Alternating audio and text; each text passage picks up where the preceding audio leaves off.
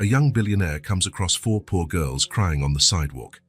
He asks, "Why are you crying?" They look at him and say, "Nobody wants us." Shocked, he decides to take them home. Years later, what they do will break his heart. The digital clock on the Bentley's dashboard read 11:47 p.m. Owen loosened his black tie slightly as his driver maneuvered through the upscale streets of New York. A light rain had begun to fall, and droplets slid down the tinted window, distorting the city lights. "Richard, let's take a different route today," Owen said, his low voice breaking the silence inside the car. "I'm tired of seeing the same buildings." The driver nodded and turned right at the next corner, steering away from the usual route. Owen closed his eyes for a moment. The charity event had been like all the others: forced smiles, superficial conversations, and many, many photos. Tomorrow's magazines would plaster his name once again. Owen Hayes, 29, the young billionaire, donates millions to children in need. The irony wasn't lost on him. He donated millions to children he would never meet, then returned to a mansion where the only sound was that of his own footsteps. "Sir, are you all right?" Richard asked, looking into the rearview mirror. Owen opened his eyes. "Yes, just thinking." The rain intensified and Richard slowed down. They were in a residential area Owen didn't immediately recognize. Modest but well-kept homes lined both sides of the street, a middle-class neighborhood without the excessive shine of the financial district. That was when he saw it. Beneath the yellowish glow of a street lamp, four small figures were huddled on the sidewalk. Even with the rain coming down, they stayed there, unmoving. "Richard, stop the car." "Sir, stop the car now." The Bentley eased smoothly to the curb. Owen didn't wait for Richard to open his door. He got out quickly, ignoring the rain that began soaking his $12,000 suit. As he approached, he saw that they were children. Four small girls, drenched and shivering. The oldest couldn't have been more than 6, and the youngest looked about 4. They were sitting together, hugging each other, crying silently. "Hello," Owen said, bending down to their level. "Are you lost?" The girls pulled in closer to one another, like frightened birds. The oldest drew the others closer still. "I'm not going to hurt you," he continued, his voice gentler now. "It's raining. You'll get sick." "Where are your parents?" The oldest girl looked at him, her big dark eyes filled with fear and something else, resignation. A child so small shouldn't know that feeling. "I can help you get home," Owen insisted, noticing their clothes were not just wet, but also dirty and worn. It was the youngest who finally spoke, her voice as tiny as she was. "Nobody wants us." 3 words. Simple, direct, and devastating.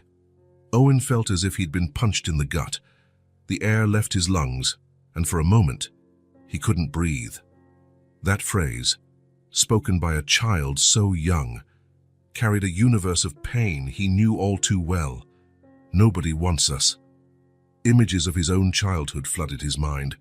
A boy sitting alone in a cold waiting room, temporary homes, faces that came and went. The word returned, whispered when they thought he couldn't hear. "Richard," Owen called, without taking his eyes off the girls. "Bring the blankets from the trunk."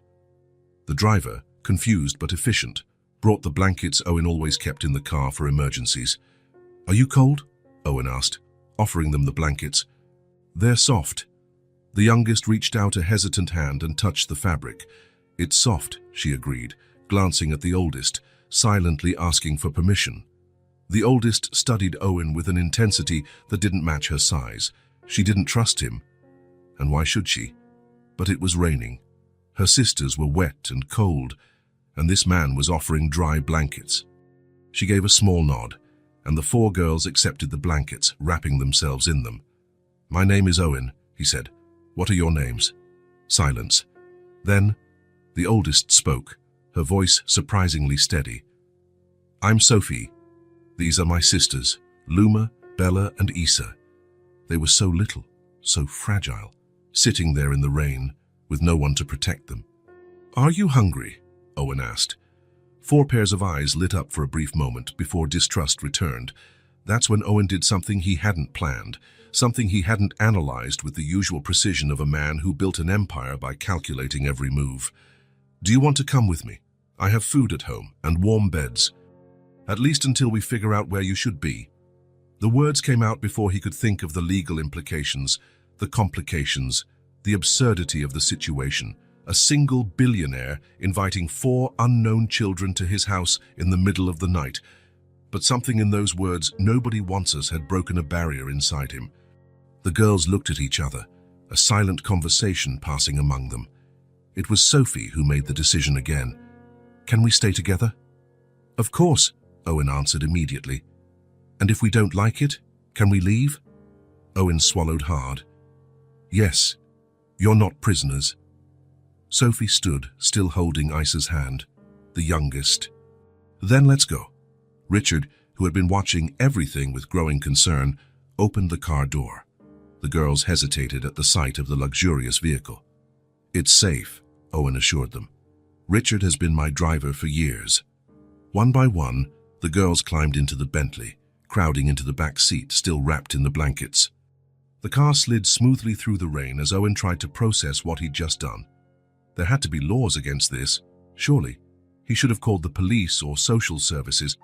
But something in the look on those girls' faces, something that mirrored his own past, drove him.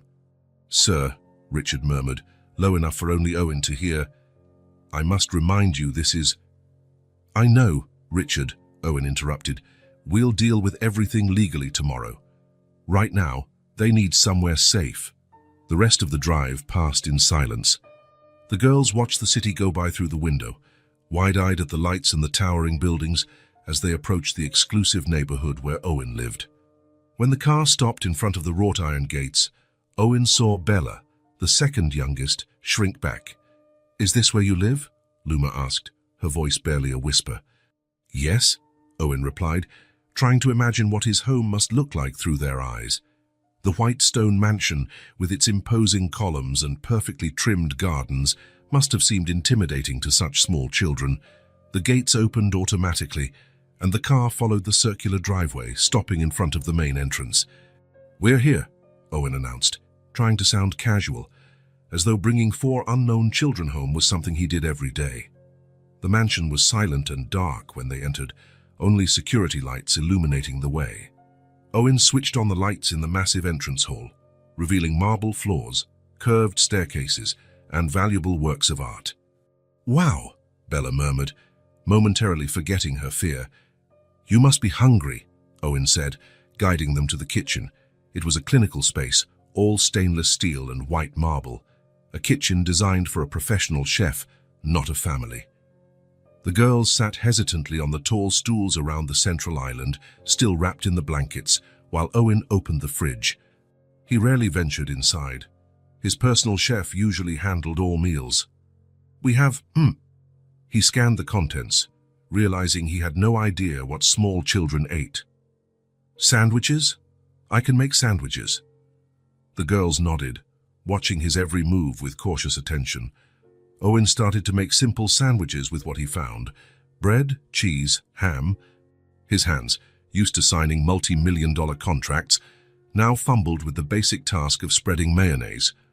"Do you like juice?" he asked, finding a carton of orange juice in the fridge. 4 heads bobbed affirmatively. As they ate in silence, Owen realized just how hungry they were. They devoured the sandwiches quickly, their eyes already looking for more. "I can make more," he offered, and they eagerly accepted. While preparing the second round of sandwiches, Owen studied the girls. Now, under the bright kitchen lights, he could see their features more clearly. They all had dark hair and big eyes, but each was distinct. Sophie, the oldest, had a maternal way about her, despite being so young. Luma was quiet, her eyes observing everything with curiosity. Bela had a delicate face that suited her name, with a few freckles across her nose. Isa, the youngest, had round cheeks and eyes too big for her little face. After eating, exhaustion began to overtake them. Isa yawned, rubbing her eyes with tiny fists. "You need a warm bath and dry clothes," Owen said, suddenly aware he had no children's clothing in the house. "For now, I can lend you some of my t-shirts to sleep in. Tomorrow, we'll buy new clothes." He led them down the wide hallway to the guest wing, where 4 adjacent rooms were located. "Each of you can have your own room," he explained, opening the doors to show them the elegant, minimalist spaces. The girls stayed clustered, eyeing the rooms uneasily. "Can't we stay together?" Sophie asked, squeezing Issa's hand. "Of course," Owen replied quickly. "So you can all stay in the same room if you'd like." They chose the largest room, with a king-size bed and a view of the back garden. Owen showed them the attached bathroom, explaining how to use the shower and leaving soft towels for each of them. "I'll go get you t-shirts to use as pajamas," he said, stepping out to give them privacy. When he returned with folded shirts, he found all 4 seated on the edge of the huge bed, still wrapped in the blankets, untouched. "You haven't taken a bath?" he asked, confused. "We don't know how that shower works," Luma explained. "It has too many buttons." Owen realized his mistake. The guest bathroom had a digital shower system with multiple settings. "I'll show you," he offered, stepping into the bathroom and adjusting the temperature and water pressure. One by one, the girls bathed, while Owen waited outside. He heard occasional giggles as they discovered the side jets or the colored lights that could be switched on. Once they were all clean and dressed in his oversized t-shirts, which looked more like dresses on them, Owen led them back to the room. "You can sleep here," he said, helping them climb onto the high bed. "There are extra blankets in the closet if you get cold." The girls huddled in the center of the bed, like puppies seeking warmth, instead of spreading out across the ample space. "Thank you," Sophie said formally, as though reciting something she'd learned. "You're welcome," Owen replied, feeling oddly awkward. "If you need anything during the night, my room is at the end of the hall on the right." He hesitated at the door, watching the 4 little figures on the massive bed. Something about that image, lost children in a space far too large, resonated deeply within him. "Good night," he finally said, switching off the main light and leaving only the bedside lamp on. "Good night, Mr. Owen," they answered in unison. Owen closed the door and walked down the silent hallway to his own room. The mansion, always so quiet, now held a different kind of silence, a watchful one, as though the very air knew something had changed. In his room, Owen sat on the edge of the bed, trying to process the night's events. There were 4 children sleeping in his house. 4 children he'd found on the street. 4 children who said, "Nobody wants us." He picked up his phone, thinking of calling his lawyer, but stopped. What would he say? "Hey, Jeff, I picked up 4 kids off the street and brought them home. Is that legal?" He knew it wasn't. Tomorrow he'd straighten everything out. He'd call social services, explain the situation, do what was right. But as he got ready for bed, part of him already knew that what was right might not be so clear after all. In the middle of the night, Owen woke to a sound he had never heard in his house, the sound of little footsteps in the hallway, followed by muffled crying. He got up quickly and opened the door. In the dark corridor, 4 small figures stood huddled, looking lost. "We're scared," Bella said, her voice trembling. "The room is too big and dark." Owen felt a tug in his chest. "Do you want a nightlight?" They nodded silently. "Come on," he said, guiding them back to the room. He found a small lamp and plugged it in near the bed. "Is that better?" "A little," Sophie replied, but none of them made a move to get back into bed. "What else can I do?" Owen asked, genuinely wanting to help. Issa, the youngest, looked at him with wide eyes and said with painful honesty, "In the other place, we all slept in a little room together. Here it's so big. Feels like we'll get lost." Owen glanced around the spacious room, suddenly seeing it through their eyes. What was luxury to him was an intimidating vastness to them. "Wait here," he said, stepping out quickly. Minutes later, he returned with extra pillows and blankets. In the middle of the room, he began piling them up, creating a kind of nest on the floor. "How about this?" he asked. "It's small and cozy." The girls looked curiously at the makeshift construction. "Like a fort?" Luma asked, a hint of excitement in her voice for the first time.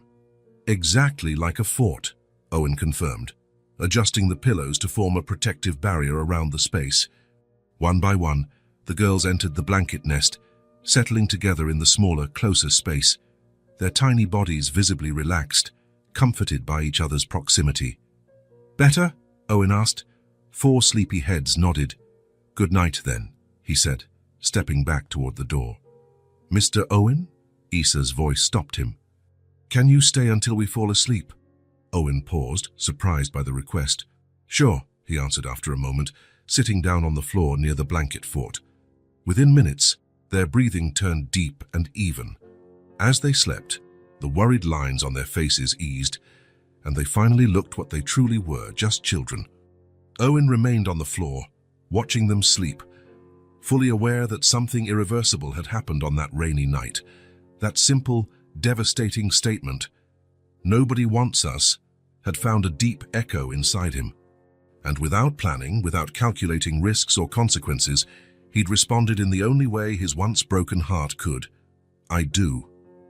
3 days after bringing the girls home, Owen realized he needed help. The 4 little ones barely left the guest room, still sleeping in the blanket fort he had improvised.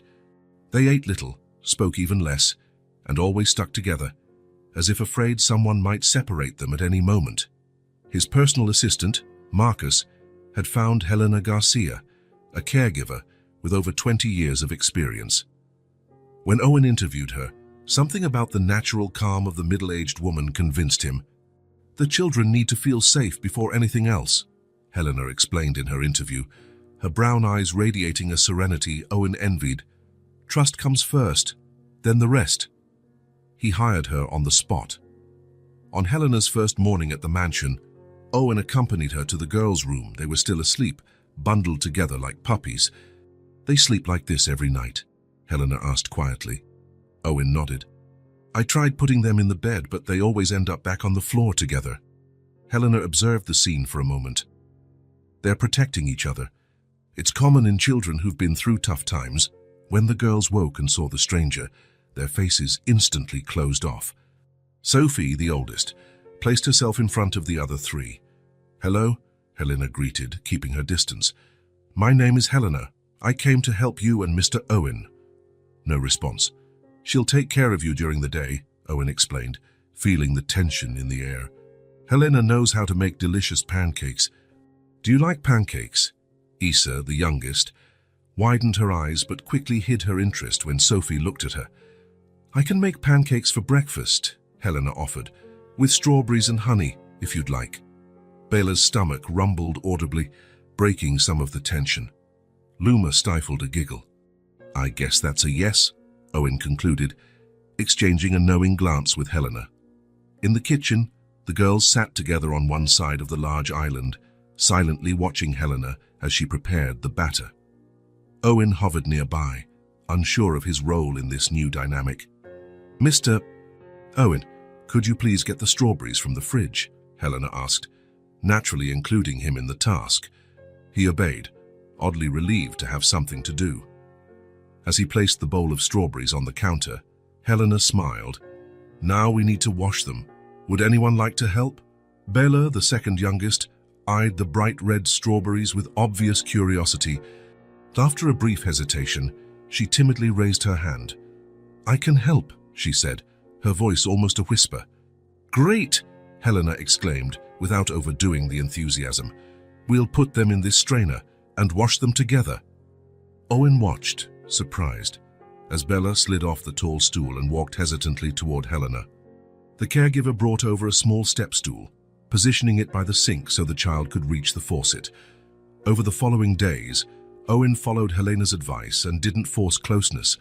He stayed present, but not intrusive. He watched how Helena slowly earned the girls' trust with small, consistent gestures. Children who've experienced trauma need predictability, Helena explained to Owen one night after the girls were asleep. I'm establishing routines. That helps create security. Owen nodded, making mental notes. He, who had built an empire based on data and strategies, was now studying something entirely different, how to make 4 small children trust him. On the afternoon of the 7th day, Owen passed by the living room and saw Helena reading a story to the girls. They were sitting on the rug around her, transfixed by the bright illustrations in the book. Mr. Owen, would you like to finish the story? Helena offered when she saw him. I need to prepare a snack. 4 pairs of eyes turned to him, cautious but no longer frightened. Owen felt a lump in his throat. It was the first time they didn't look terrified in his presence. "Sure," he said, taking the spot Helena vacated. He took the book carefully, as if it were a valuable object. It was a story about forest animals forming an improvised family. The irony wasn't lost on him. The little hedgehog looked at his new friends. Owen began to read from where Helena had stopped, and realized it didn't matter that they didn't look alike. What mattered was that they cared for one another. His voice, usually used to commanding boardrooms, now adjusted to narrate a children's story. He changed tone for each character, making different voices that drew a small smile from Issa. When the book ended, there was a moment of silence. "You do funny voices," Luma commented at last. Owen smiled, surprised by the remark. "Really? I've never done that before." "You never read stories?" Bella asked, her little face puzzled. "Not to children," he admitted honestly. "So who do you read to then?" Sophie asked. Owen thought for a moment. "I guess just to adults in meetings, and those aren't fun stories like this." "That's sad," Issa declared with the brutal honesty of very young children. Owen couldn't help but laugh. "Yeah, I guess it is." That small interaction opened a door. In the following nights, Owen joined the bedtime story routine. The girls still slept together in the blanket fort, but now they let him sit on the edge to read. Helena, observing the change, smiled approvingly. "You're doing well," she commented one night, as Owen walked her to the door. "Keep it up." "What exactly am I doing right?" he asked, genuinely curious. "You're being consistent," she replied, "and authentic. Children sense falsehood faster than adults." In the second week, Owen cancelled an important business trip to remain with the girls. His assistant was perplexed, but Owen was determined. "Postpone the meeting," he instructed over the phone. "Tell them I had a family emergency." The word family slipped out naturally, without him noticing its implication. With each passing day, small breakthroughs happened. Luma, the quiet one, became interested in the grand piano in the sitting room. Owen found her timidly pressing a few keys. "Would you like to learn?" he asked, keeping his distance so as not to startle her. She nodded, her eyes shining. "I can show you some notes," he offered, recalling lessons he'd had as a child. He sat at the piano, leaving space for her. After a moment of hesitation, Luma got on the bench beside him. He positioned her little fingers on the keys. "These are the notes de Pafari mi tefe sol," he explained, pressing each key gently. Luma repeated the movement, concentrated. A slight smile appeared when she managed to replicate the sequence correctly. Sophie, ever watchful of her sisters, started asking practical questions about the house, about where things were kept, about the rules. Owen realized that, even so young, she had taken on the caretaker role. "You don't have to worry about all of that," he told her gently. "You're still a child, Sophie." She looked at him with eyes far too wise for her age. "Someone has to take care of them." "There are more people to help now," Owen replied. "Helena and I are here." Something in the girl's face relaxed slightly. One afternoon, Owen found Issa, the youngest, wandering alone in the hallway. The first time one of them separated from the group. She was carrying a tattered doll, a worn-out toy they had brought with them. "Hi, Issa," he greeted, crouching to her level. "Where are your sisters?" "They're sleeping," she replied. "But Rosie isn't sleepy." "Rosie is your doll?" Owen asked. Issa nodded, hugging the doll closer. "She's hungry." Owen considered his options. It was the first time one of the girls had sought him out. "Do you want us to make a snack for Rosie in the kitchen?" Issa's eyes lit up. "She likes cookies." "What a coincidence," Owen replied with seriousness. "So do I." In the kitchen, he helped Issa onto the high stool and placed some cookies on a plate. The little one, very seriously, pretended to feed the doll. "Rosie says thank you," she announced formally. "You're welcome, Rosie," Owen answered, playing along. Issa studied him for a moment. "You know she's not real, right?" Owen smiled. "Yes, but it's fun to pretend sometimes." Issa nodded, as though he had passed some test. "The other dolls are hungry too." "Do they have names?" "Yes. Sophie's doll is Luna, Luma's doll is Starry, and Bela's is Blossom." Owen memorized each name, recognizing how important they were. We can bring cookies for all of them. In the days that followed, he made an effort to call each doll by its correct name, noticing the surprised smiles on the girls' faces when he remembered. They were small details, but they made a difference. Meals, once silent and tense, began to include small bursts of conversation. The girls still ate sparingly.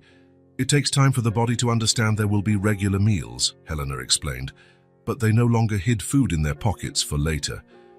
Helena also prepared Owen for the occasional tantrums. It's normal, she reassured him after Bela had a crying fit because her sock felt weird.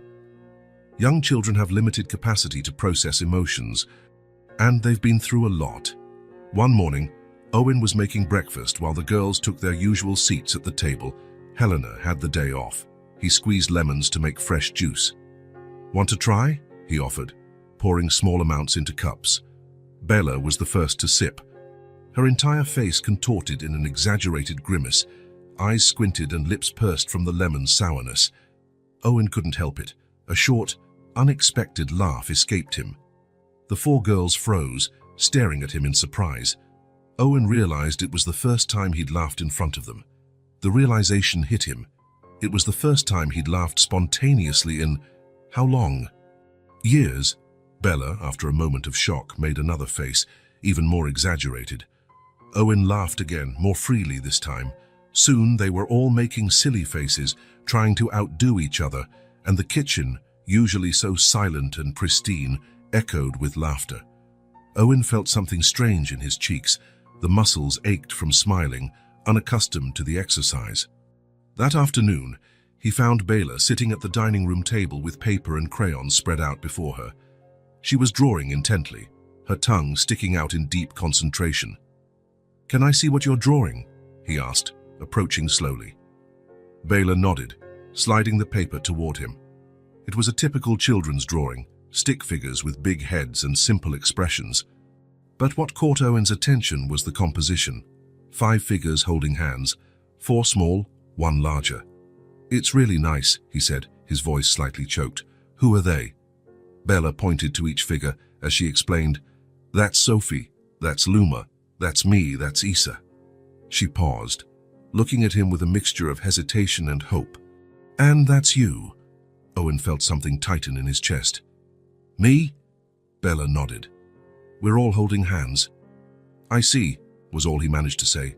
"Can I tape it to the fridge?" she asked. Helena said families tape drawings on the fridge. The word families hit Owen hard. He swallowed. "Of course you can," he finally answered. He followed her to the kitchen and helped her stick the drawing on the refrigerator with magnets. When the paper was in place, colorful and vibrant against the stainless steel, Bela smiled proudly. "Now it looks like a real home," she declared, before running off to show her sisters. Owen remained in the kitchen gazing at the drawing. 5 figures holding hands under a big yellow sun. The image triggered a memory so strong it nearly took his breath away. Himself at 6 years old, sitting at a table in the foster center, drawing.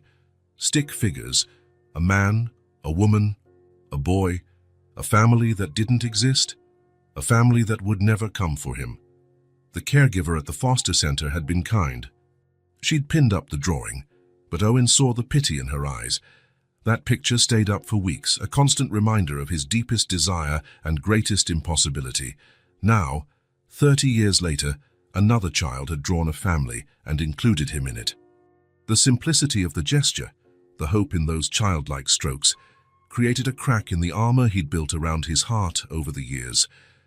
He touched the drawing gently, as though it was something precious and fragile. In that moment, he realized he wasn't just giving shelter to 4 little girls. They were also filling a void inside him he hadn't known could be filled. "Owen!" Isa's excited voice snapped him out of his thoughts. She ran toward him, followed by the other 3. "Bela said you let her put the drawing on the fridge." He smiled, noticing how they no longer called him Mr. "Yes, and it's perfect there," he replied. "Can I draw something for the fridge too?" Luma asked timidly. "Of course. All your drawings can go on the fridge." Sophie, always the most serious and cautious, studied him for a moment. "Why are your eyes wet?" she asked. Owen hadn't noticed the moisture in his eyes. "Sometimes we get emotional when we're happy," he explained. "You're happy with us here?" Issa asked, her large eyes full of hope. Owen knelt down to their level. "Very happy," he answered sincerely. For the first time since he had brought them home, Issa took a step forward and hugged him spontaneously. A quick, shy hug, but a hug nonetheless. "We're happy too," she whispered before pulling away. That night, as he read them their bedtime story, Owen noticed the difference. The girls still slept together in their makeshift nest of blankets, but now they let him sit closer. Issa even rested her head on his arm as he turned the pages. When he finished reading and they were all nearly asleep, he heard Bella's sleepy voice. "Good night, Owen." "Good night, Bella," he replied, warmth flooding his chest. In the hallway on his way to his own room, Owen stopped to look at the drawing on the fridge again. 5 figures holding hands under a big yellow sun. Small signs of life had begun to bloom, not just from the children starting to feel safe, but inside him as well. Somewhere deep down, a seed of genuine affection was taking root, cracking through years of emotional concrete. For the first time in a very long while, Owen slept without the weight of loneliness. The mansion's doorbell rang on a Tuesday at 10:15 a.m. Owen was in his makeshift office in the living room, working on his laptop while keeping an eye on the girls playing. They had puzzle pieces spread across the rug, and Helena was helping Issa fit a particularly tricky piece. Over the past few weeks, the children had started to separate a bit more, gaining the confidence to explore different parts of the house, though never straying too far from one another. The doorbell broke the morning's peace. The 4 girls instantly lifted their heads, like small deer alerted by the slightest noise in the forest. In seconds, they regrouped, Sophie instinctively placing herself in front of the others. "I'll get it," Helena said, standing up. "No, let me," Owen interrupted, closing the laptop. "Stay with them." As he walked to the door, Owen glanced out the side window and saw an official-looking car parked out front. His stomach twisted. Somehow, he knew this moment was coming. He took a deep breath and opened the door. "Good morning," said a woman in a grey suit, her expression serious, a file in her hand. "Mr. Owen Hayes?" "Yes, that's me," she extended a card. "Diane Foster, social worker with Child Protective Services. I need to speak with you about the 4 children in your custody." The hesitation before custody did not go unnoticed. "Of course," Owen replied, forcing his voice to remain steady. "Please, come in." He led her to his main office, away from where the girls were. From the corner of his eye, he saw Helena guiding them upstairs, as if to shield them. "Mr.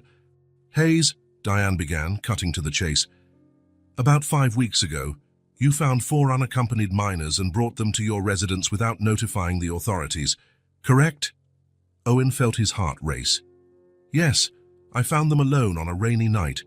They were cold, scared, hungry. My only thought was to secure their immediate safety." "And why didn't you contact CPS or the police the next morning?" Diane asked, her tone neutral but firm. The truth was too complicated. How to explain that with each passing day, the idea of handing the girls over to the system had grown more unbearable. That his lawyer was quietly working on legal steps for a possible adoption. "I consulted my lawyer about the proper legal procedures. The process is underway," he replied, choosing his words carefully. Diane opened her file and took out 4 photographs, placing them on the desk. "Do you recognize these children?" Owen looked at the official pictures, photos of the 4 girls with solemn, frightened expressions, the kind used for institutional documentation. "Yes, that's them. Sophia, Luma, Isabella, and Isadora Martinez," Diane read from a form. "Sisters, orphaned about 6 months ago after a car accident that took their parents. They were in temporary custody at the Sunshine Shelter when they disappeared." Owen felt a pang in his chest upon hearing the girls' full names and part of their story. During their weeks with him, he'd never pressed for details about their past. "They ran away," he asked, though he already suspected, apparently so. "Climbed out of a window in the middle of the night and vanished. There was an extensive search involving the police and volunteers." Diane looked at him intently. "Mr. Hayes, I understand your intentions may have been good, but what you did is, at minimum, a serious breach of protocol." What happens now? He asked, trying to keep his voice steady. I need to assess the full situation, talk to the children, inspect the living conditions, review your status. The department will then make a decision based on that assessment. A decision about what? Exactly, Owen pressed, fear surging within him. Whether they can remain temporarily under your supervision while any custody request is processed, or whether they must return to the foster system until a final decision is made. Owen felt his blood turn cold. Return to the system means they'd likely go back to the Sunshine Shelter or a similar institution, depending on availability. Together, he asked, his voice nearly failing him. Diane's hesitation was enough of an answer. We do everything possible to keep siblings together, but it's not always feasible, especially with 4 children. The thought of them being separated was unbearable. Owen remembered how they clung to each other those first nights, as if their greatest fear was being torn apart. I need to speak with them now, Diane said, closing her file. Individually, if possible. Owen wanted to protest. The girls had only just begun to feel safe and now they'd be questioned by a stranger, but he knew any resistance would only make things worse. Of course, I'll call them. In the hallway, he found Helena waiting, worry etched on her face. She's from CPS, he explained quietly. She needs to talk to the girls. Individually. They're in the bedroom, Helena replied. Ever since they heard the doorbell, they've clustered together again, like at the start. They're scared. Owen. He climbed the stairs with heavy steps. In the bedroom, the 4 sat on the bed, no longer on the nest of blankets, but still huddled close as on the first day. Girls, he began, sitting on the edge of the bed. There's a lady here who needs to talk to you, a social worker. She just wants to make sure you're okay. Is she going to take us away? Sophie asked bluntly, her large dark eyes fixed on him. Owen felt a lump in his throat. He wanted to promise no, but he couldn't lie. I don't know, he answered honestly. I hope not. I'm doing everything I can so you can stay here. Why does she want to talk to us?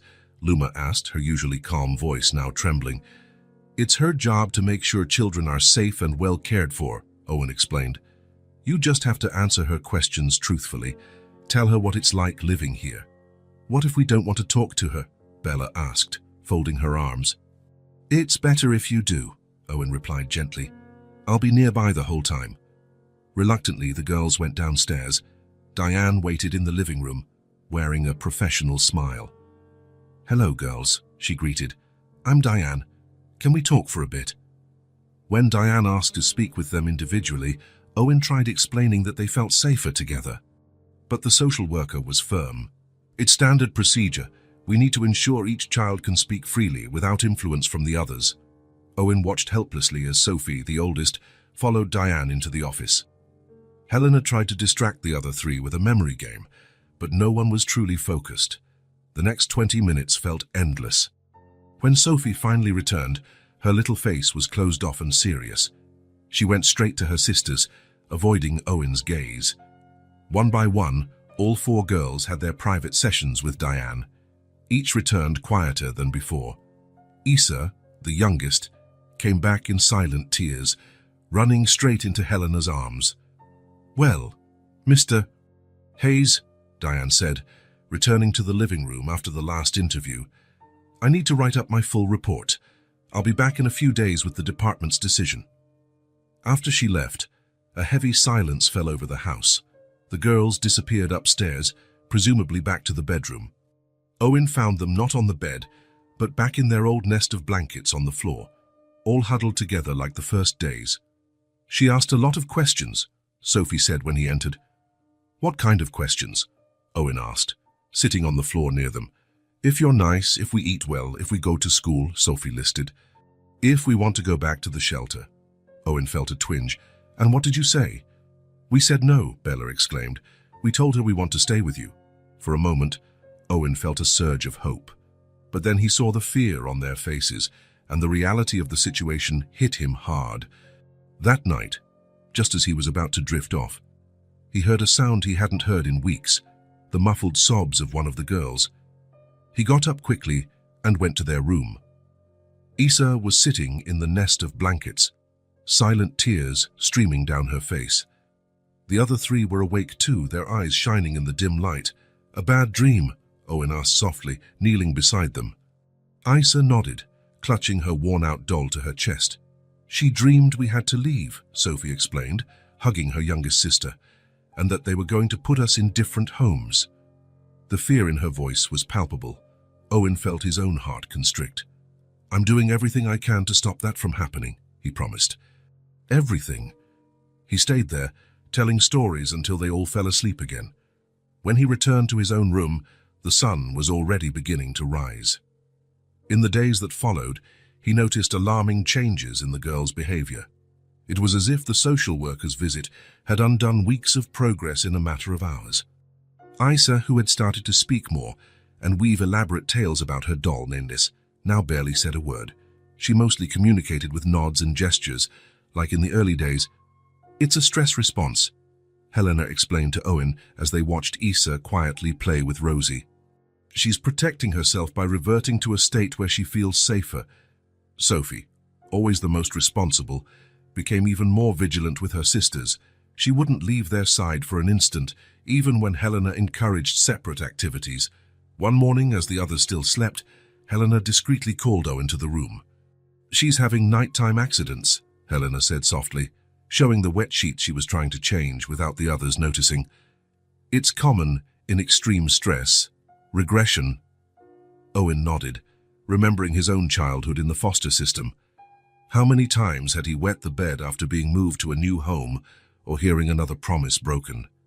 Luma, usually the calm and thoughtful one, started having angry outbursts, completely out of character. If she hit a wrong note on the piano, she'd pound the keys in frustration. If a puzzle piece didn't fit, she'd fling all the pieces off the table.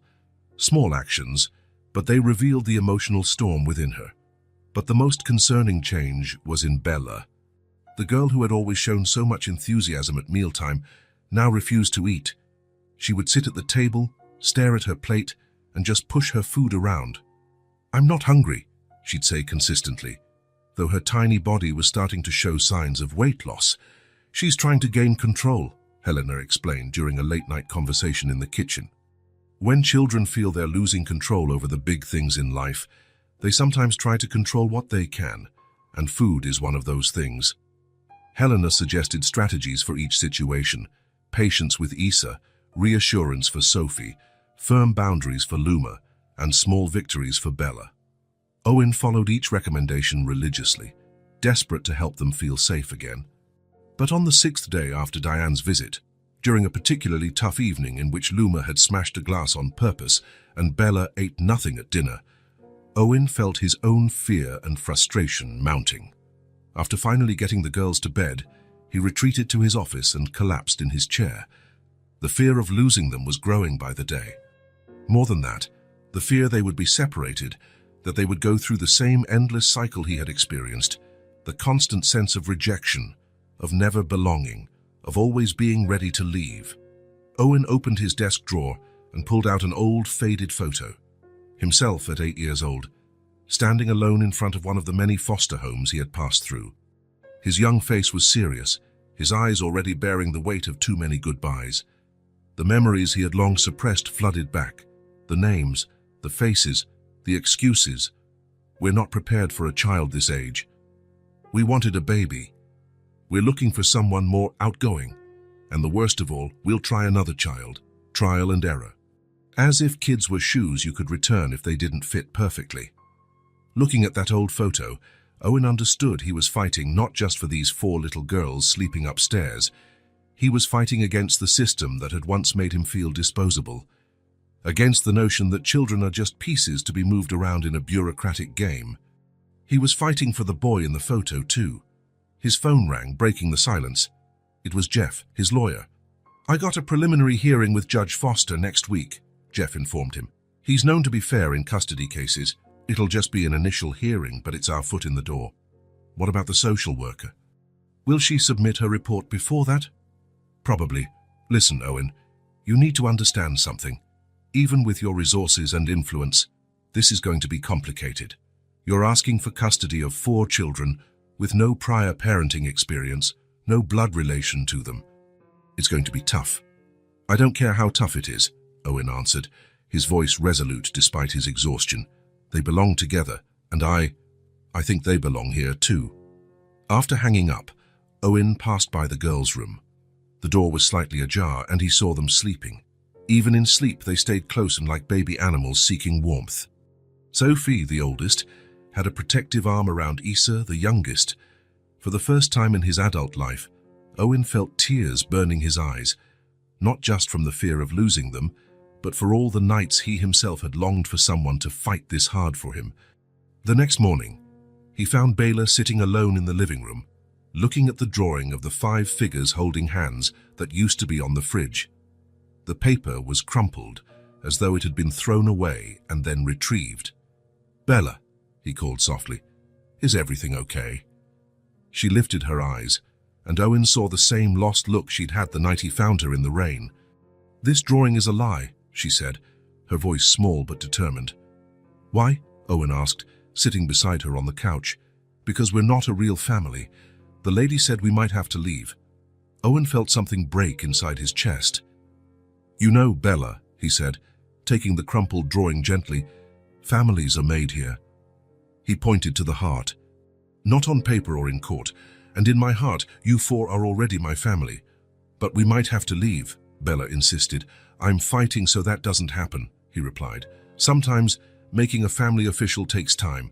There are papers and rules." "And we could be separated," Bella finished, her voice trembling.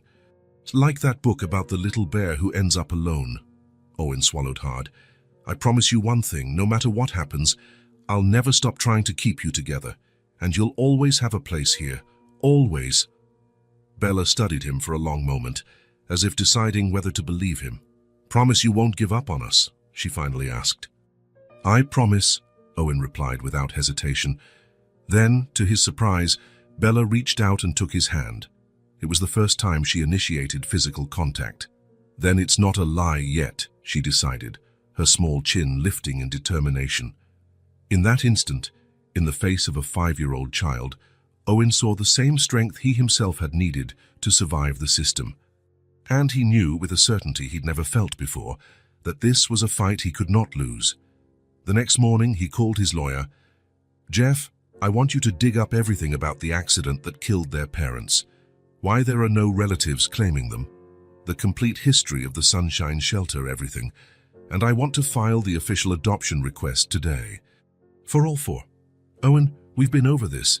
The normal process can take months, sometimes years." "We don't have months," Owen interrupted, his voice carrying a newfound determination. "I'm fighting my own ghosts here, Jeff, and I won't let these kids go through the same hell I did." There was a brief silence on the line. "All right," Jeff finally replied. "We'll show the judge and that social worker exactly why you're the best father these girls could have." Owen hung up, looking at the old photo he'd left on the desk, the lonely boy he once was. For him, for Sophie, for Luma, for Bella, for Issa, and for all children lost in the system. This was a battle he had to win. Helena found him like that, staring at the photo. Without a word, she set a cup of coffee on the desk. "They'll get through this," she said simply. "And so will you." Owen nodded, putting the photo away. Upstairs, he heard small bare feet running down the hallway and childish voices exchanging morning whispers. The house was coming to life again, fragile but persistent, like the children who now lived there. Diane's visit had shaken the world they were starting to build, but it hadn't destroyed it completely. Hope remained, as fragile as the crumpled drawing of 5 figures holding hands. 3 days after the preliminary hearing with the judge, Owen woke up with an idea. The tension of the last few weeks had worn everyone down, especially the girls. The judge had granted temporary permission for them to stay under Owen's roof while the adoption process went on. A small victory that brought immediate relief but didn't erase their lingering anxiety. He needed to do something to help them just be children again, even if only for a day. "Let's have a picnic today," he announced at breakfast. 4 pairs of eyes turned to him with expressions ranging from surprise to skepticism. "What's a picnic?" Issa asked, breaking the silence she'd largely maintained since the social worker's visit. "It's when we eat outside, on a blanket, on the grass," Owen explained. With yummy food, games, fun. A day just for us. In the yard? Bella asked, showing genuine interest in food for the first time in weeks. Yes. In that corner near the trees, where the morning sun comes in and there's shade in the afternoon. Helena, watching from the kitchen, smiled encouragingly. She'd suggested something similar days ago. The kids needed a day of normalcy, simple joy, free from the constant shadow of fear. Can I bring Rosie? Issa asked, referring to her inseparable doll. Of course, all the dolls are invited, Owen replied. A faint smile flickered across Sophie's face, the first time in days. Can we help make the sandwiches? That's the plan. We'll prepare everything together. The morning became a whirlwind of activity. In the kitchen, each girl had a task. Sophie, and the oldest, helped cut the sandwiches into perfect triangles. Luma arranged the fruit on a colorful platter. Bela, who had been refusing to eat, surprisingly brightened up at decorating cookies with frosting. Lysa, the youngest, was in charge of the napkins, folding them into uneven shapes she insisted were special butterflies. Helena prepared a wicker basket she found in the basement, lining it with a red and white checkered cloth. Every picnic needs a proper basket, she explained, winking at Owen. By noon, everything was ready. Owen carried the basket and a big blanket, while the girls brought their dolls and some toys. Helena, sensing this moment needed to be just theirs, offered an excuse not to join. I need to organize some things inside. Have fun. The mansion's garden was expansive and well kept. Owen chose a spot under a large oak tree, where the grass was soft and the sunlight filtered gently through the leaves. He spread out the blanket and helped the girls set up their camp, as Bella decided to call it. The dolls go in the middle, Issa instructed solemnly, so they won't be scared. Owen complied, suppressing a smile. It was the longest sentence Issa had spoken in days. When everything was arranged, they sat in a circle, girls and their dolls on one side, Owen on the other. He poured the juice and handed out the sandwiches. Can we make a toast? He suggested, lifting his plastic cup. To what? Luma asked, imitating him hesitantly. Owen thought for a moment. To our day. To being together. To not having nosy people asking questions, Bella added, surprising everyone with her bluntness. They laughed and clinked cups. To Owen's surprise, Bella ate half a sandwich, the first substantial meal she'd had in weeks. Sophie, always watching over her sisters, noticed and exchanged a knowing look with Owen, but wisely said nothing. After the meal, Owen pulled a surprise from the basket, a colorful frisbee. Anyone know how to play? No one did, so he taught them. At first, they missed more than they caught, which led to laughter when the frisbee landed in random spots. Luma nearly knocked over an expensive vase, and they all froze for a second before bursting into nervous giggles when Owen pretended to faint in shock. That collective laughter, the first in weeks, seemed to break something in the air. Suddenly, the girls were sprinting around the yard, chasing the frisbee, shouting directions to each other, their high-pitched voices echoing off the once-quiet mansion walls. Owen stood back on the blanket, a lump in his throat. It was as if a filter had been removed, and he could finally see the children they really were, lively, loud, and full of energy, without the constant layer of fear. Sophie, usually so serious and in control, was now spinning with her arms outstretched, her hair flying around her. Luma, the quiet one, led a sort of disorganized march, singing a made-up song. Bela ran barefoot in the grass, her little feet trampling daisies without remorse, and Issa, the smallest, hopped in imaginary puddles, giggling at her own make-believe game. When they finally tired out, they returned to the blanket one by one, cheeks flushed, breathing heavily. Owen passed around fruit and cookies, which vanished in seconds. Can we do this every day? Issa asked, lying on her back watching the clouds. Not every day, Owen answered, but we can do it again, for sure. That cloud looks like a rabbit, Bela commented, pointing to the sky. Soon, they were all lying down, finding shapes in the clouds, dragons, castles, bears, cars, as the sky transformed under their imaginations. The afternoon passed peacefully. Issa eventually dozed off on the blanket, worn out from playing. Bella and Sophie started a contest to see who could pick more yellow flowers. Luma moved closer to Owen timidly and, to his surprise, rested her head on his lap. He froze for a moment, afraid of breaking the spontaneous gesture of trust. Gently, he began to stroke her dark hair.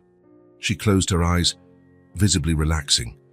"You know what?" Luma said quietly after a few minutes, her voice almost a whisper. "What?" Owen asked in the same low tone. "You smell like home." 3 simple words. But for Owen, it was as though the whole world stopped for an instant. A surge of overwhelming emotion filled him, and he had to muster all his strength not to cry on the spot. "Really?" he managed, his voice hoarse. Luma nodded sleepily, not opening her eyes. "Mm-hmm. Smells safe." Owen continued gently stroking her hair, his heart pounding in an odd, painful and wonderful rhythm at the same time. He looked around, at Issa asleep nearby, at Sophie and Bella running around the lawn, at Luma trusting him enough to lay her head on him, and a crystal-clear certainty formed inside him. This was the most important moment of his life. It wasn't just responsibility he felt now, not just protection or care. It was something deeper, more visceral, more complete, something he never thought himself capable of. He felt like a father, not a temporary guardian, not a benefactor, not an adult trying to do the right thing. A father, with all the fear, all the joy, all the uncertainty, and all the unconditional love that entails. As the sun began to set, bathing the garden in a golden light, Owen knew that no matter how long and hard the legal battle ahead, these 4 girls were already his daughters, and he would do anything so they could have many more days like this, days in which they were simply children, safe, loved, belonging somewhere, belonging to someone. Autumn had arrived in full force. Golden and red leaves covered the yard where, days earlier, they had held the picnic. Night fell earlier now, and the air carried a chill foreshadowing winter. Owen was in his office, reviewing documents Jeff had sent earlier. The adoption process was slowly moving forward, with more hearings scheduled and more evaluations pending. But each hurdle cleared made the possibility of an official family feel more real. Outside, the wind began to howl, rattling the windows. The forecast had warned of a major storm, and the dark clouds gathering throughout the day promised a wild night. Helena had already gone home after putting the girls to bed. They now had individual rooms decorated to each one's taste, though Owen often found them sleeping together in Sophie's room on nights like this. The first rumble of thunder sounded in the distance, a low growl that made Owen look up from the documents. Before he could return to his reading, another closer thunderclap rattled the windows. 3 seconds later, the lights flickered once or twice and then went out completely. The mansion plunged into total darkness. "Wonderful," Owen muttered, turning on his phone's flashlight. He knew where the candles and emergency lanterns were stored, but first, he had to check on the girls. As he climbed the stairs in the dim light, he heard a sharp scream from upstairs, followed by sobs. He sprinted, taking the steps 2 at a time. In the hallway, he found 4 small silhouettes huddled together, illuminated only by the faint glow of the battery-powered nightlights in the outlets. Sophie held a unicorn lamp, trying to comfort Issa, who was crying openly. "It's okay," Owen said, coming closer. "It's just a power outage because of the storm." "When will it come back?" Luma asked, her voice shaking slightly. "Maybe in a few hours, maybe not until tomorrow," he answered honestly. Another thunderclap, louder than the ones before, shook the house.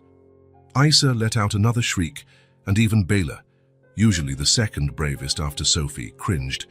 "The storm's right on top of us," Sophie said, assuming her usual role as the eldest. "Issa's afraid of thunder." "No, I'm not," the youngest protested through sobs, contradicting herself completely. "Rosie's afraid," she corrected, clutching her doll tightly to her chest. "Not me." "I see," Owen replied seriously.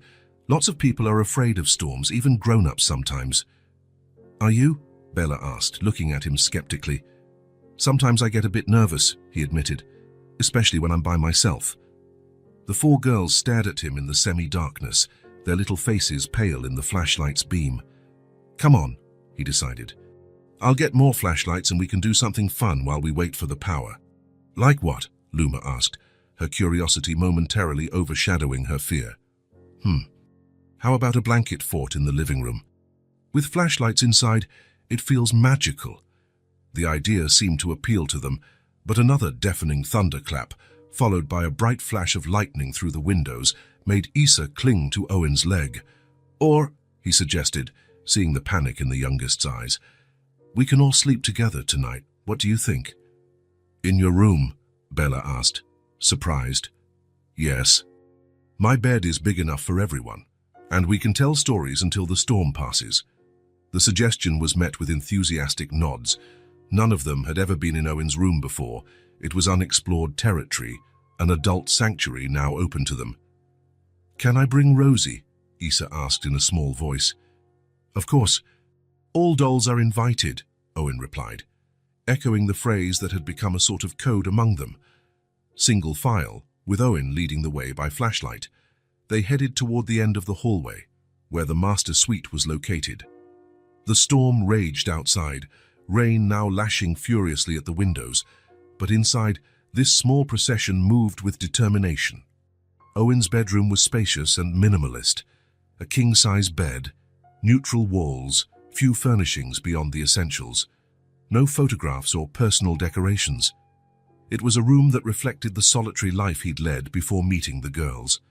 Wow, your bed is huge, Bella commented, rushing to climb on it immediately. Careful not to fall, Owen cautioned, lighting a few candles he kept on the bedside table.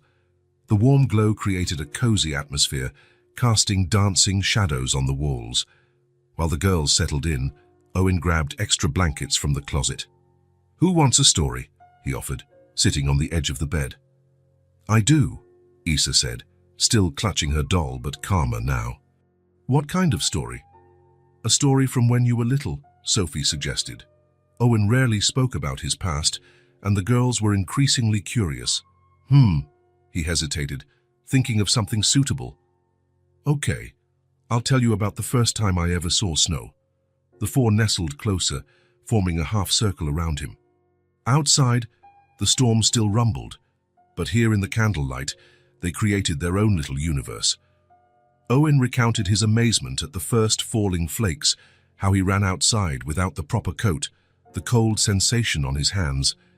It was a happy memory, one of the few from his turbulent childhood that didn't hurt to recall. After the first story, there was another and another. The girls also shared their memories, snippets of life before the accident that took their parents, treasured moments of joy they clung to. Gradually, their eyelids grew heavy. Issa was the first to fall asleep, curled up like a kitten between Owen and Sophie. Bella was next, mid-sentence about a dog they used to have. Luma held out a bit longer, but soon gave in to exhaustion as well. Sophie, as always, was last. She stayed awake deliberately, as though standing guard. They're safe, Sophie, Owen said softly. You can rest, too. She nodded, but her dark eyes remained on him. Thanks for letting us sleep here, she said formally. No problem. Actually, I think I like having the company. Did you always sleep alone? She asked, genuinely curious. Yes, for many years.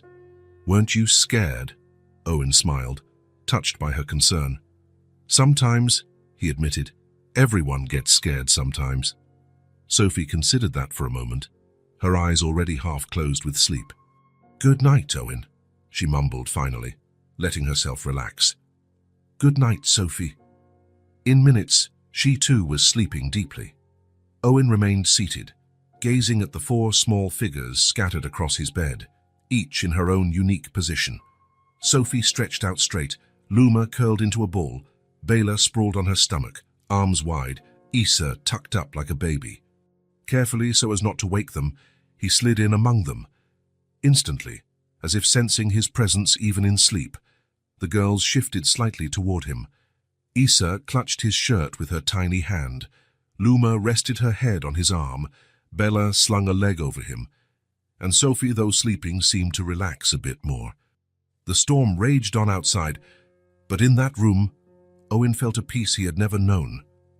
Looking at those 4 sleeping children, he reflected on everything they had been through, the trauma of losing their parents, running away from the shelter, surviving on the streets, living in constant fear. Yet here they were, trusting him enough to fall asleep in his arms. In the darkness, lit only by the faint glow of candles, Owen whispered words he would never say by daylight.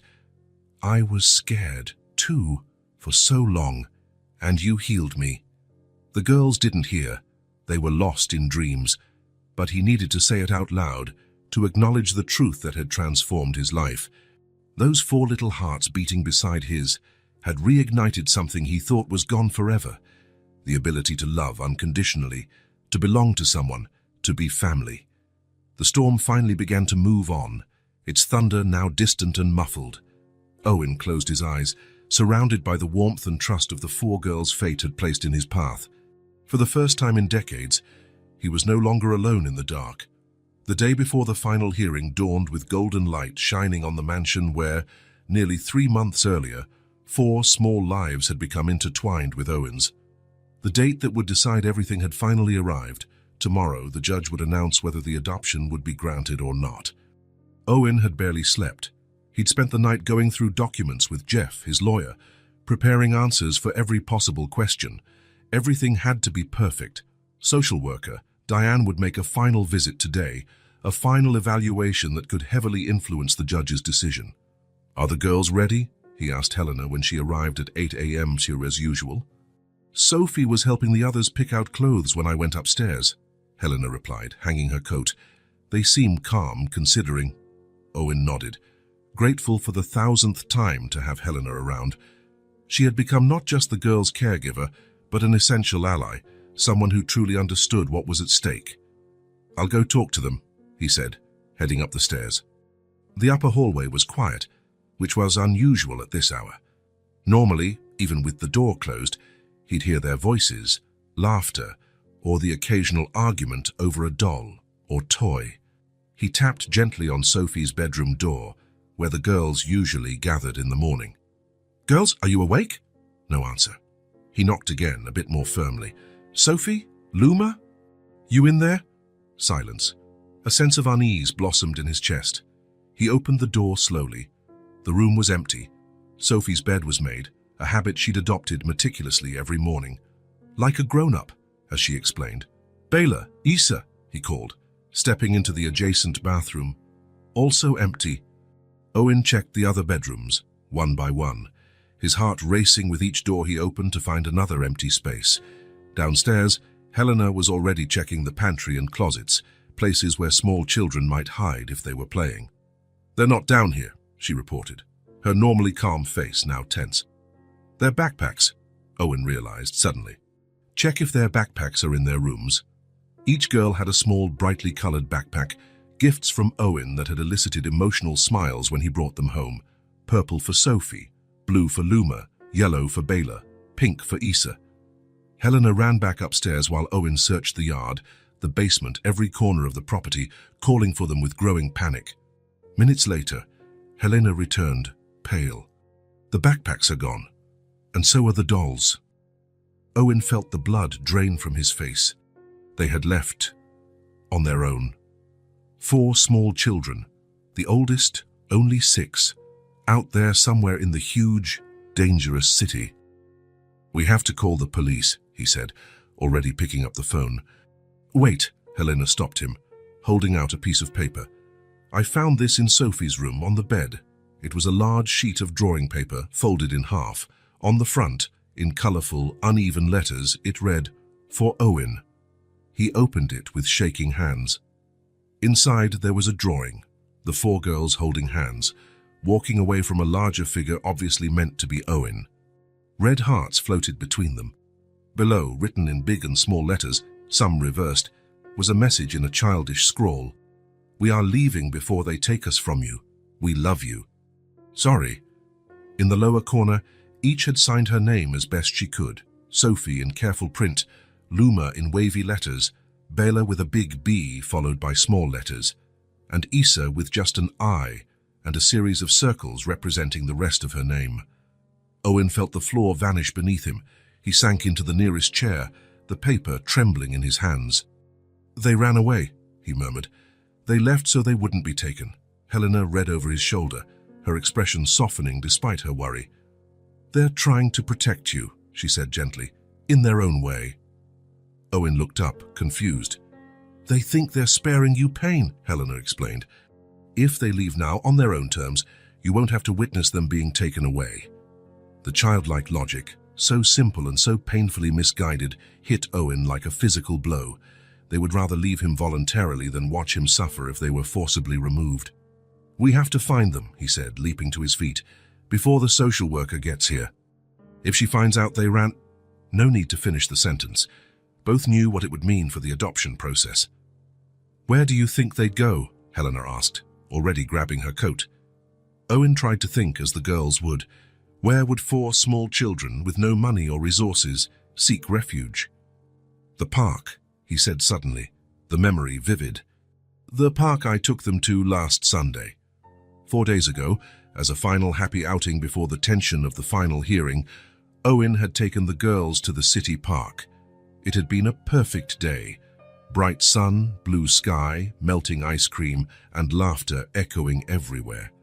The girls had gone on every piece of playground equipment, run across the grass, fed the ducks at the pond. A day of pure joy, like a suspended moment in time before the decision that might tear them apart. There was a big, colorful slide," Owen continued, already heading for the door.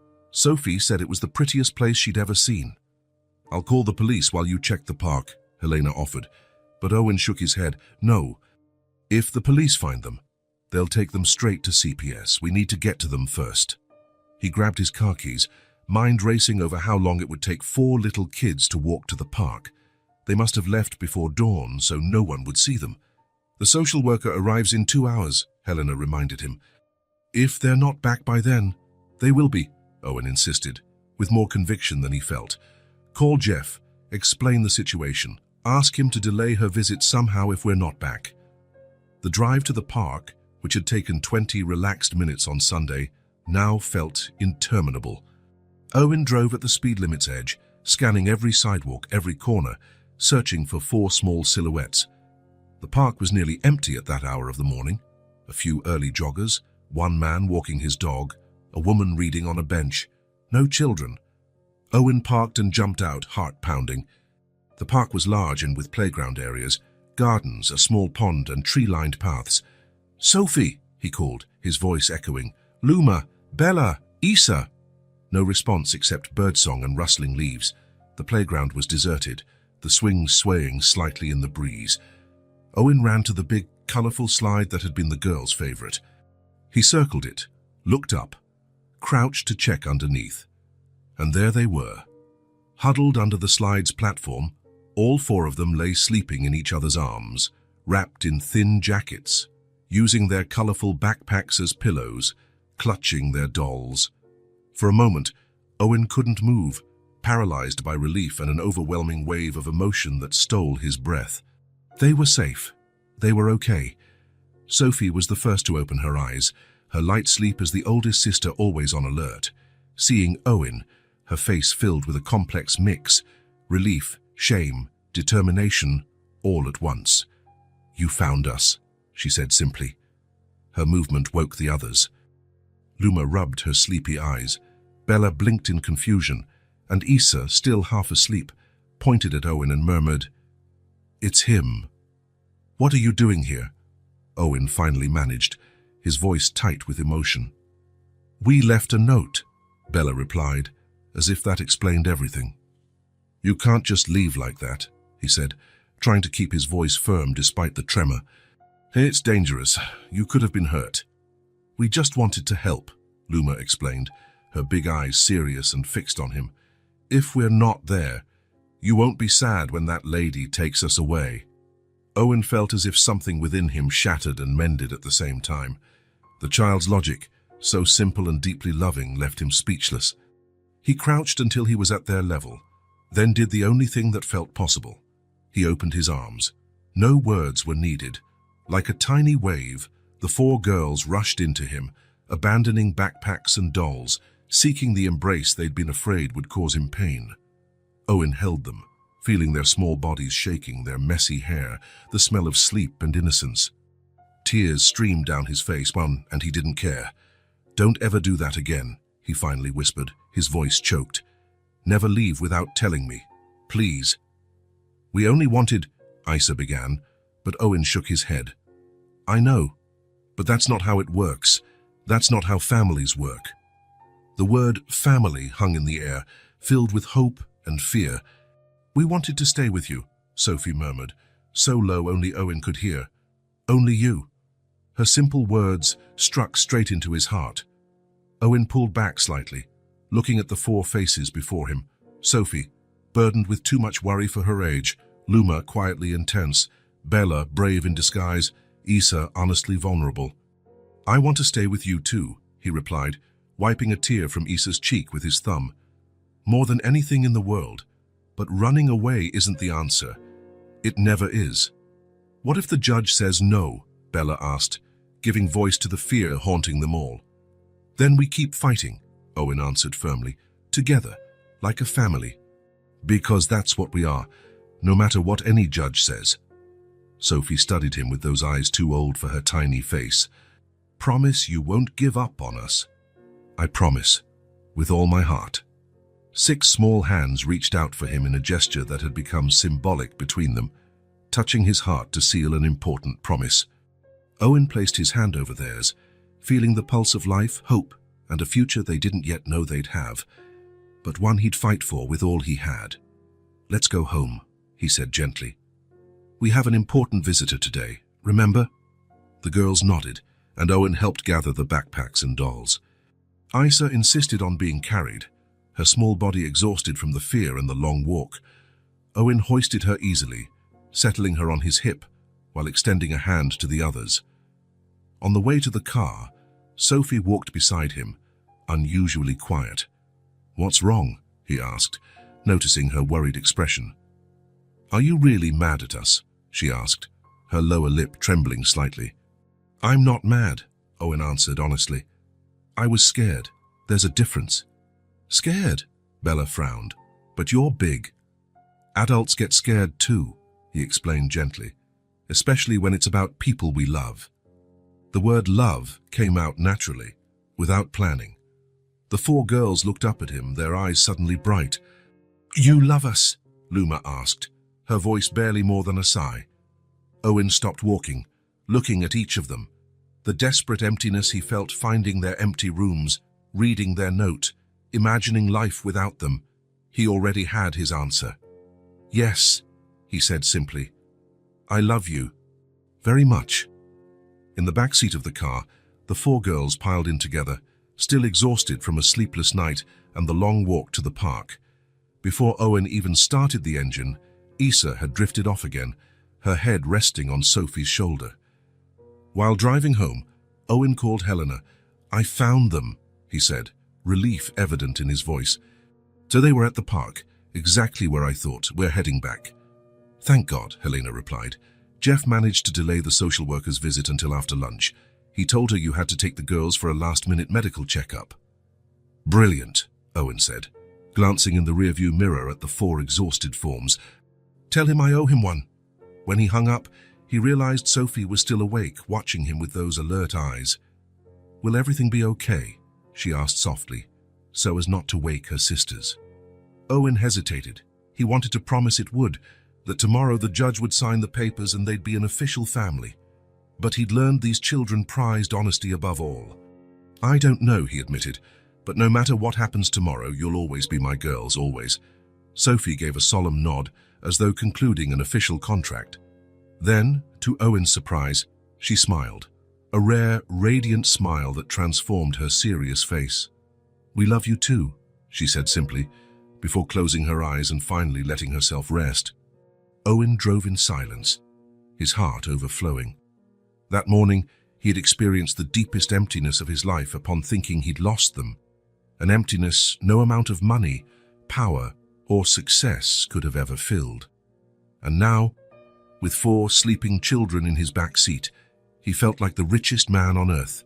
The courthouse was quiet that Thursday morning. The courtroom, with its dark wooden panels and solemn flags, was intimidating by its very nature, a place where destinies were decided by people who often knew only fragments of the lives before them. Owen adjusted his tie for the 5th time in 10 minutes. Beside him, Jeff, his lawyer, meticulously organized documents, occasionally whispering words of encouragement.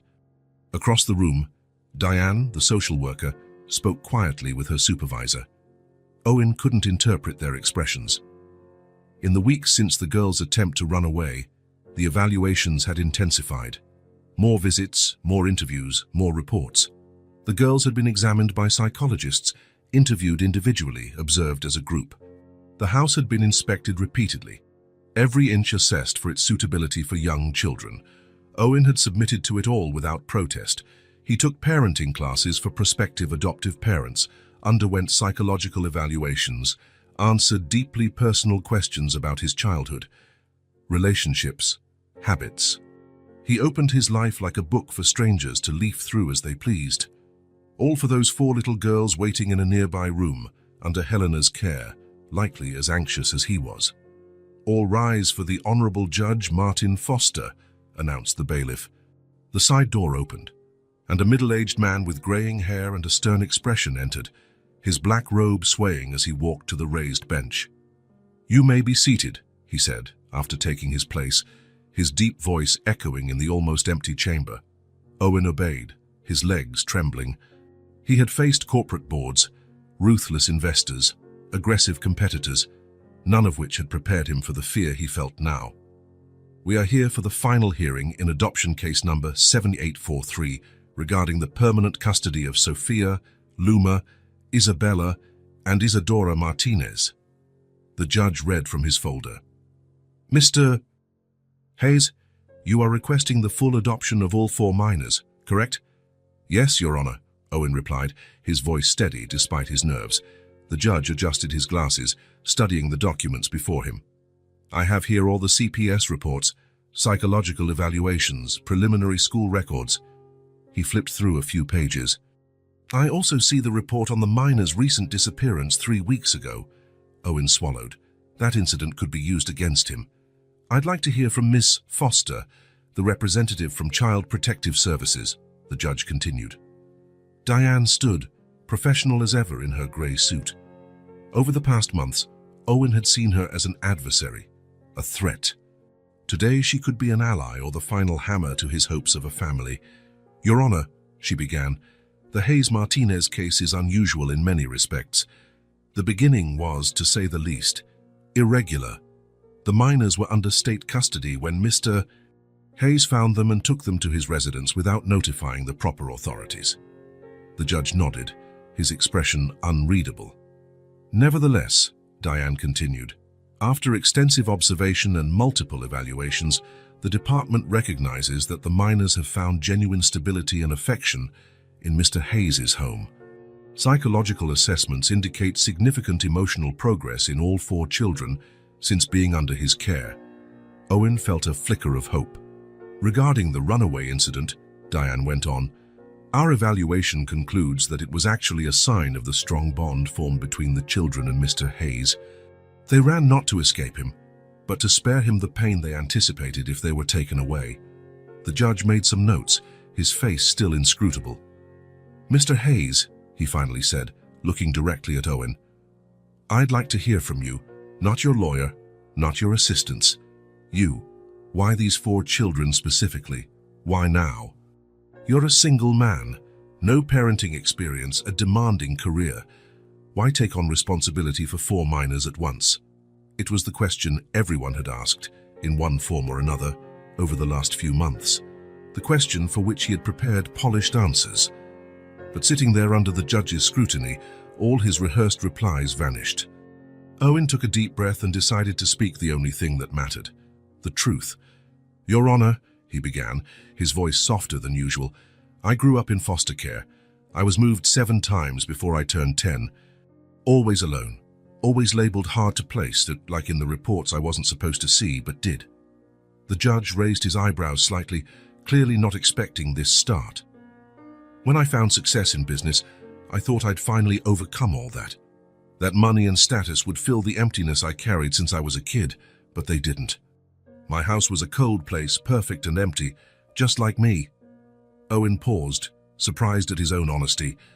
Then one rainy night, I found 4 little girls sitting on a sidewalk, and when I asked why they were crying, the youngest said, "Nobody wants us." His voice caught slightly, but he continued, "Those words, Your Honor, it was like hearing my own heart speak. I took them home that night because, in that moment, they weren't just 4 unknown kids. It was as if, in some way, I was helping that scared little boy I used to be." The judge listened intently, not interrupting. But something happened in the weeks that followed. Owen went on, a small smile forming at the memories. They weren't just reflections of my past. They were Sophie, with her fierce protectiveness over her sisters, Luma, with her quiet observation and music, Bella, with her bravery and determination, Issa, with her innocence and endless questions. Owen looked directly at the judge, abandoning all pretenses. I learned that love isn't about me, about what I can get. It's about them, about what I can give. I learned how to read stories using different voices for each character. I learned the names of all their dolls and why each name is important. I learned that Sophie needs reassurance 3 times before bed, that Luma plays the piano when she's anxious, that Bella only eats green vegetables if they're hidden in rice, and that Issa believes her shoes talk to each other when no one is looking. A soft ripple of laughter moved through the room. So why these 4 specific girls? Because I love them. Not as symbols, not as projects, not as something to replace what I lost. I love them exactly as they are, with all the complications, all the challenges, all the unpredictable joy they've brought into my life. Owen felt tears welling up, but didn't hold them back. As for the money, my career, I've learned the hard way that there are things money can't buy. It can't buy the moment Luma said I smell like home. It can't buy Bella's drawing of all of us holding hands. It can't buy Issa's impulsive hug when she's happy. It can't buy the slowly earned trust in Sophie's eyes. He paused for a moment, discreetly wiping away a tear. Your Honor, I'm not asking to adopt these children because I need them or because I want to fix something in me. I'm asking because they need a permanent home where they're loved exactly as they are, and because, in these past months, I discovered I can be the father they deserve. A profound silence followed. Owen took a deep breath, feeling strangely light, as though he'd dropped a burden he'd carried for decades. The judge watched him for a long moment, then closed the folder before him. In 30 years on this bench, he finally said, I've learned to recognize sincerity when I see it. He paused. I'd like to meet the girls now. Jeffrey, the lawyer, signaled to the bailiff, who opened the side door. Helena entered with the 4 girls, who walked in a line, hand in hand, wearing their best dresses, hair carefully combed. Owen's eyes met theirs, and he smiled, trying to exude a confidence he didn't fully feel. They stopped before the judge, who left his bench to stand at their level. Hello? He greeted, his voice softer. I'm Judge Foster. Hello, Judge, they answered in unison, clearly rehearsed by Helena. Do you know why you're here today? Sophie took a step forward, fulfilling her usual role as spokesperson. You're going to decide if we can stay with Owen forever. And is that what you all want? The judge asked, looking at each girl. Yes, Sophie said promptly. Very much, Bella added. Please, Luma said, her small voice firm. Issa simply nodded emphatically, clutching her doll Rosie to her chest. The judge smiled and returned to his bench. He straightened his robe, picked up his pen and looked at the courtroom. Having reviewed all reports, testimonies, and evidence presented, as well as the clear wishes of the children involved, this court grants the full adoption of Sophia, Luma, Isabella, and Isadora Martinez to Mr. Owen Hayes. For a second, Owen couldn't process the words. Then the meaning hit him like a wave. They were his daughters, officially, legally, forever. The girls, who apparently understood before he did, exploded in cheers of joy. Issa jumped up and down. Bela clapped her hands. Luma grinned wider than he'd ever seen. And Sophie, his serious, restrained Sophie, covered her face with her hands, her little shoulders shaking with sobs of relief. Owen sprang to his feet and ran to them, dropping to his knees and opening his arms. The four hurled themselves onto him in a chaotic embrace, knocking him flat on the courtroom floor. There, lying on the formal floor of the courthouse with four children clinging to him like little koalas, Owen wept openly, without shame, without holding back. He cried for the boy he had been, the man he had become, and the daughters he now had. "I think we can proceed with the signing of documents," the judge remarked, a genuine smile softening his usually stern face. "Whenever you're ready, of course." Eventually, Owen got to his feet. The girls still latched onto him however they could, Issa in his arms, Bella hanging off his neck, Luma and Sophie each clutching one of his hands. He signed the documents that way, Issa still on his hip, his free hand trembling with emotion as his signature transformed four lost children and one solitary man into an official family. "Congratulations, Mr. Hayes," the judge said, shaking his hand. "Or should I say, the Hayes-Martinez family." Outside the courtroom, Helena waited with colorful balloons for each of the girls. Jeff, the lawyer who was usually so formal, gave out hugs and handshakes like confetti. "Are we going home now?" Issa asked, still in Owen's arms. "Yes," he replied, feeling a whole new meaning to the word home. "We're going home." Sophie, always practical even in emotional moments, looked at him with still watery eyes but a determined air. "Now we can paint our rooms, right? You promised that when it was forever we could paint." Owen laughed, a light, free laugh that still felt new on his lips. "Yes, now you can paint, decorate, change anything you want." And that was exactly what they did. In the weeks that followed, the once cold and elegant mansion transformed completely. Sophie's room was painted sky blue and filled with books. Luma's was done in a soft green, with a special area for her little piano. Bella chose a vibrant yellow that, according to her, but felt like sunshine. And Issa, of course, who wanted pink, such a bright pink that it was almost overwhelming, but it made her smile whenever she walked in. The house, once an architectural showcase, became a lively chaos. There were drawings on the walls, little shoes in the hallway, half-eaten snacks abandoned in random spots. The sounds of laughter, arguments, piano music, bedtime stories, all echoed in halls that had once been so silent. One Sunday afternoon, 2 months after the official adoption, Owen watched his daughters playing in the yard. Sitting on the porch steps with a cup of coffee forgotten at his side, he marveled at the miracle of his new life. Helena came up and sat next to him. "A penny for your thoughts," she said softly. Owen smiled, eyes still on the girls. "I was thinking how funny it is. I spent my entire life building something, companies, skyscrapers, fortunes. I thought they would be my greatest achievements." He paused, watching Isa fall down and Sophie rush to help her. "But in the end, my greatest achievement was learning to love 4 little people, to be a family." Helena nodded, a calm wisdom in her gaze. "Some lessons cost more than money," she remarked. "Yes," Owen agreed, standing up when Bella called him over to see something important. "And those are exactly the ones worth every penny." 2 years had passed since the official adoption. The once impeccable mansion was now full of stories in every corner, walls displaying children's drawings, couches with juice stains, toys forgotten under cushions. The architectural perfection had given way to the perfection of family chaos, the kind of mess that means life. In the mornings, the upstairs hallway echoed with arguments about who got the bathroom first and accusations about borrowed clothes. "Dad, Bela took my shirt again." Luma's voice, now 9, rang out in indignation. "I did not." "It's the same as mine," retorted Bella, now 8. Owen, who used to wake precisely at 5:30 a.m. for solitary exercise, now rose to the sound of these little morning conflicts. He left his room already dressed for work, ready for another session of mediation among his daughters.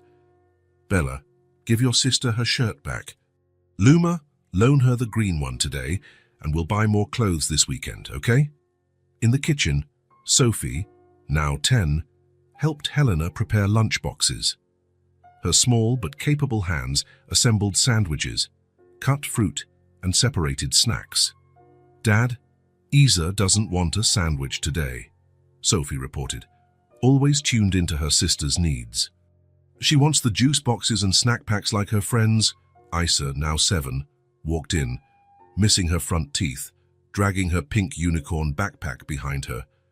"Dad, can you braid my hair today? We're having class pictures." Owen put down his coffee cup.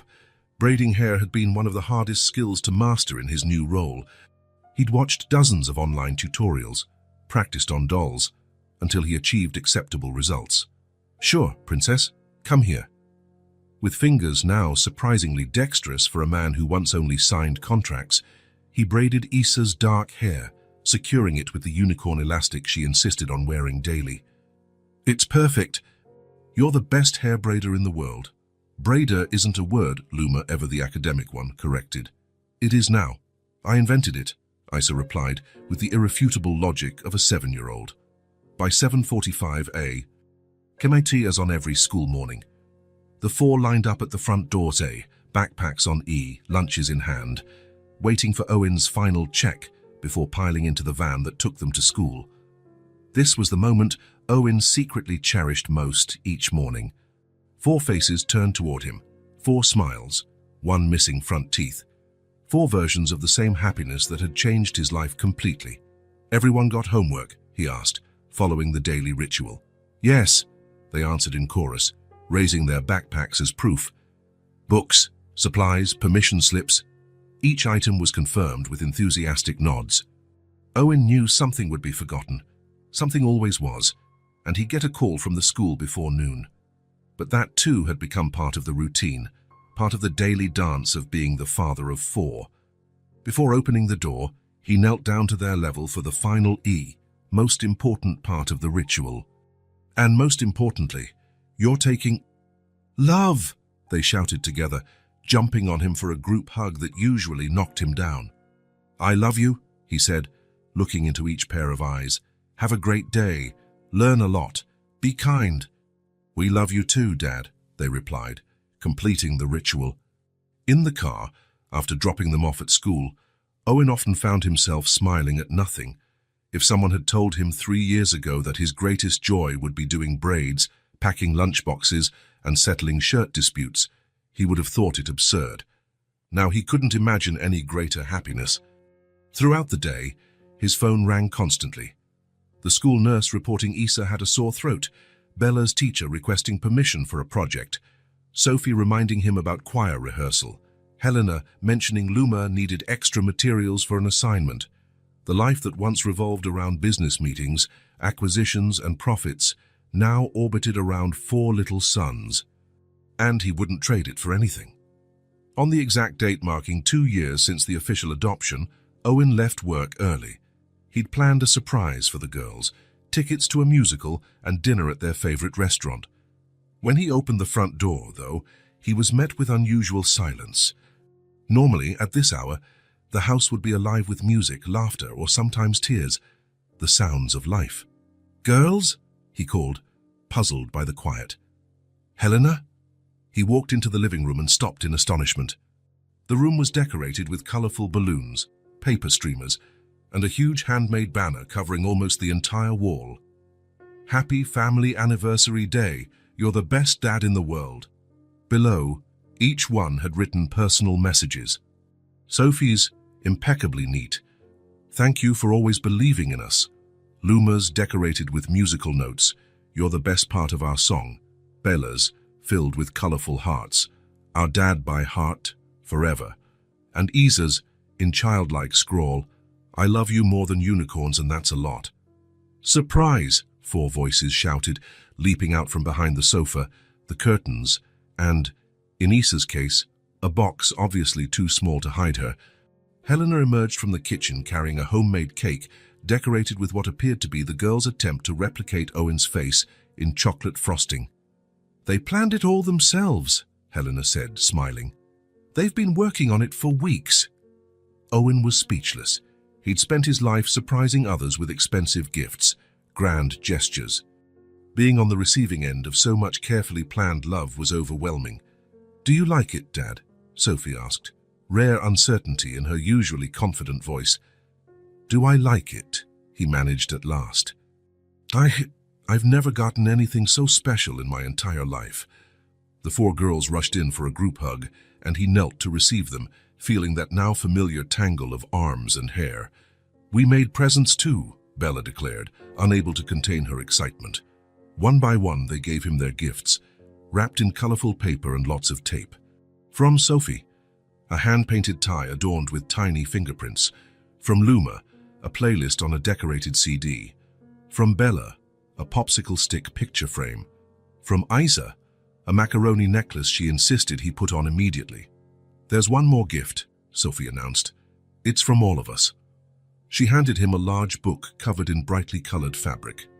On the cover, in carefully applied gold letters, "Our Family Story." Owen opened the album with trembling hands. Inside were photos, notes, drawings, and memories from the last 2 years. The first page showed a recreation of that rainy night, with a caption in Sophie's handwriting, "The day we found each other." As he turned the pages, their entire journey unfolded. First Christmas together, birthdays, beach trips, everyday moments made extraordinary by simply being together. On the final page, a recent photo of the 5 of them, smiling at a picnic. Below, in adult handwriting but signed by the 4, "To the best dad in the world, who showed us that family isn't who you're born with, but who chooses to stay together forever." Isa, perched on his shoulder as she liked to do, leaned in and whispered in his ear, "You didn't save us, Dad. We found ourselves with you." Owen looked up, stunned at the depth of those words from the youngest. Helena smiled, shrugging as if to say, she came up with it herself. Fighting tears, Owen hugged his daughters yet again. For the first time, he felt truly loved, not for something he'd achieved or bought, not for his wealth or success. He was loved simply for being who he'd chosen to be, a father.